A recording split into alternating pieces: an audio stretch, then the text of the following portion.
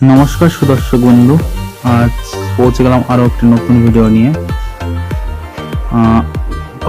Footing ঢালাই কাজটি চলছে পাথুরিয়াতে। তো এখানে মিস্ত্রিকে বরাবর পাটা না মারার জন্য তাকে বলছিলাম এই পাটা মারতে হবে, পাটাগুলো মেরে দেওয়ার জন্য। আর এদিকে গিয়ে তারপর দেখছি যে কাজগুলো সঠিকভাবে কটা কি কলম ঢেলেছে, কটা ফুটিং কমপ্লিট করেছে। তো ওদিক গিয়ে দেখি ফুটিংগুলো আমাদের সব ফুটিংয়ে মাল ঢেলে রেখেছে, কিন্তু কোনো শেপ আনেনি। যে ট্যাপার শেপটা আনতে হবে সেটাকে শেপ না আনে রেখে দিয়েছে। তো এখানে তখন কন্ট্রাক্টরকে বোঝাচ্ছিলাম যে মিনিমাম সেটিং টাইম আমাদের আধা ঘন্টা বাদে আমাদের সেটিং চালু হয়ে যায়।